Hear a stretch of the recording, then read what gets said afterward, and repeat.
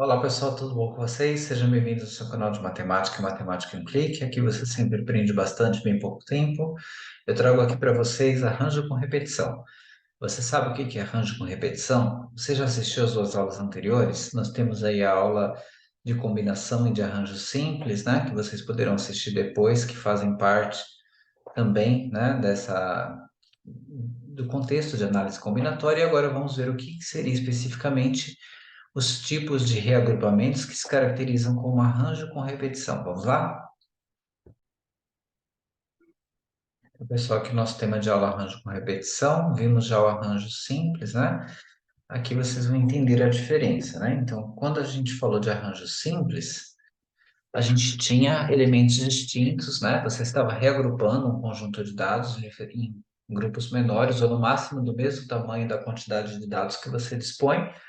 E aí você estava reagrupando de uma forma que a ordem faz diferença. Aqui também a ordem faz diferença, mas o grande detalhe é que arranjo com repetição, né? Você vai poder também considerar a repetição dos elementos, né? Então aqui a gente chama de arranjo com repetição de n elementos, que é o total de dados tomados P a P, que são os grupos que você vai formar, né? O grupo ordenado, né? Então a ordem faz diferença, né? De P elementos escolhidos entre os elementos disponíveis. Então vamos supor que você tem os elementos 2, 3, 4 e 5, e a gente vai escrever aqui os números com dois elementos, né? Entre esses quatro, e considerando que é válido o processo de repetição. Primeiro a gente vai fazer assim a fórmula para vocês perceberem. Então, observe.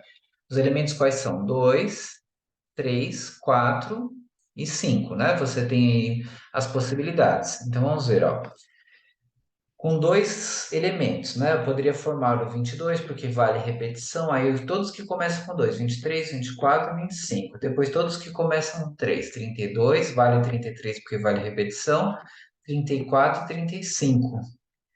Todos começam com 4, ó, 42, 43, 44 e 45. Todos que começam com 5, 52, 53, 54, 55. Então percebam a diferença.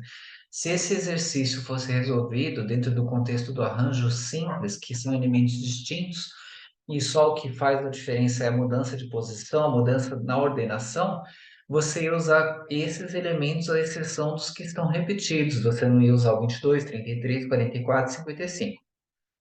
Mas como aqui faz diferença a ordenação, né? Quer dizer que você mudando a posição, você tem um novo agrupamento, mas também, como é arranjo com repetição, vale elementos repetidos. Então, a gente conseguiu no total aqui, observando, né? Se vocês fizerem a contagem, 16 elementos, 16 possibilidades, ok?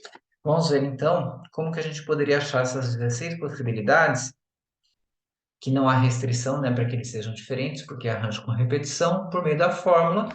A fórmula do arranjo com repetição seria n elevado a p, né? N é o total de dados, o p, a quantidade de elementos que eu estou agrupando nos meus novos grupos, nos meus reagrupamentos.